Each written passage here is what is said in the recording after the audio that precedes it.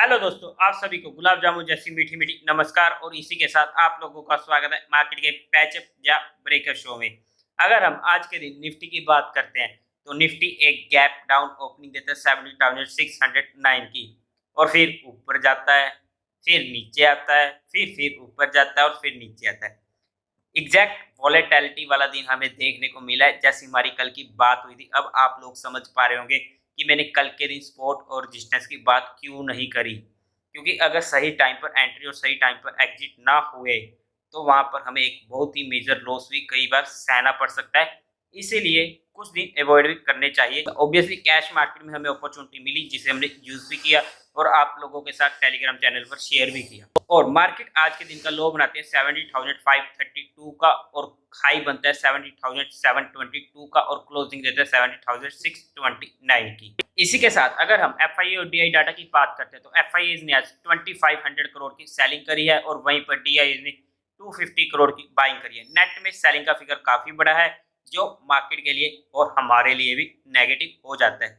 लेकिन हाँ, जहां पर एक पॉजिटिव पॉइंट हल्का सा ये है कि फ्यूचर एंड ऑप्शन में एफआईए की पोजीशन नेगेटिव से न्यूट्रल हो चुकी है। स्टॉक्स इन फोकस के लिए हमारा टेलीग्राम चैनल ज्वाइन कर लीजिए। टेलीग्राम चैनल का लिंक आपको डिस्क्रिप्शन में मिल जाएगा या फिर आप डायरेक्ट मार्केट लव अफेयर्स भी सर्च करके वहां से डायरेक्ट ज्वाइन कर सकते हो। लेकिन वो कोई भी इन्वेस्टमेंट की टिप नहीं होती, वो सिर्फ एजुकेशनल लर्निंग और केस स्टडी पर्पस के लिए होता है। अगर फिर भी आपको वहां पर इन्वेस्टमेंट करनी हो तो एक बार अपने फाइनेंशियल एडवाइजर से पूछकर ही काम करें। अब अगर हम कल के मार्केट की बात करते हैं, अगर हम सिंपली स्पोर्ट रेजिस्टेंस की बात करते हैं तो देखो मेजर सपोर्ट हमें मिलने वाला है 70,300 से 350 की रेंज और इमीडिएट सपोर्ट हमें मिलेगा 70,500 पर और रेजिस्टेंस हमें मिलने वाला है 17,700 का। अब अगर मैं आपको डेली चार्ट पे दिखाऊं जहां पर मैंने 5 डेज का डेली चार्ट लगाया है 15 मिनट्स की कैंडल का। अब आप जहां पर देख सकते, अगर आप आज के दिन का वॉलेटिलिटी सेशन देखोगे, मार्केट ने 70,700 पर 2 बार रेजिस्टेंस फेस किया है। ऑब्वियसली 2 बार फेस किया है, थर्ड टाइम जिस रेजिस्टेंस वीक हो जाएगा और जहां पर अगर मार्केट चाहता है तो एक नई रैली के लिए, एक नए स्विंग के लिए हमारे पास जहां पर अपॉर्चुनिटी आ जाएगी। लेकिन ये रेजिस्टेंस सिर्फ अल्ट्रा शॉर्ट टर्म के लिए ही रहने वाला है। अब अगर हम निफ्टी के डेली चार्ट पर चलते हैं तो आज के दिन वॉल्यूम डिस्ट्रीब्यूशन डे 4 हो चुके हैं और हमारा मार्केट का ट्रेंड अप ट्रेंड से अप ट्रेंड अंडर प्रेशर आ चुका है। आई मीन कि न्यूट्रल में आ चुका है। अब मार्केट अगर न्यूट्रल में आ गया है तो अब क्या करें? टेंशन हो गई तो टेंशन लेने की जरूरत नहीं है। इट्स बट ऑब्वियस कि जहां पर मार्केट में भी अगर हमें वॉल्यूम डिस्ट्रीब्यूशन डे मिलेंगे, हमेशा एक ही ट्रेंड में नहीं रहेगा, मार्केट का ट्रेंड चेंज होगा। लेकिन मार्केट के ट्रेंड के अकॉर्डिंग हमें भी अपने आप को चेंज करना जरूरी है। सबसे पहला तो देखो, अगर हमारे स्टॉप लॉस हिट हो रहे हैं, चाहे वो अप ट्रेंड में होते हो हम फिर भी लेते हैं और अगर न्यूट्रल ट्रेंड में हो रहा है तो वहां पर तो हम जरूर लेंगे। और इसी के बाद अगर हम बात करते हैं, अब मार्केट ने ना जो रिसेंट हाई बनाया 18,080 के करीब का, जब जैसे ये रिसेंट हाई कटेगा और उसके ऊपर की हमें क्लोजिंग मिलेगी, मार्केट का ट्रेंड अप ट्रेंड में शिफ्ट हो जाएगा और वहां तक हमें एक फॉलो थ्रू डे भी मिल जाएगा जिसकी हमें उम्मीद है। अब अगर मार्केट का ट्रेंड डाउन ट्रेंड में कैसे होगा, देखो 4 वॉल्यूम डिस्ट्रीब्यूशन डे ऑलरेडी हो चुके हैं।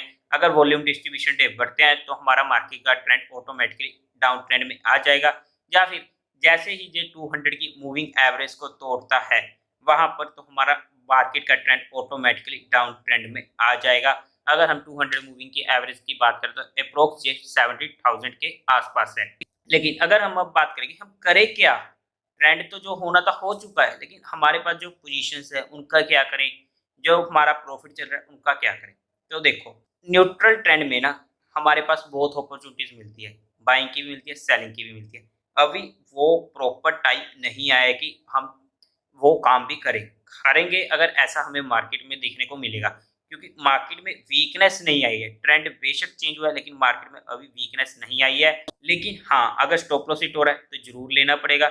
हमारे टारगेट हिट हो रहा है तो एटलीस्ट वहां पर 50% प्रॉफिट बुक करके बाकी 50% को ट्रेल करना जरूरी है। इसी के साथ साथ ना अब जो नई पोजीशन एंट्री होगी मीडियम टर्म के लिए, जब तक मार्केट दोबारा से अप ट्रेंड में नहीं जाता तो वहां पर हमें मीडियम टर्म एंट्री को बनाने से पहले सोचना पड़ेगा।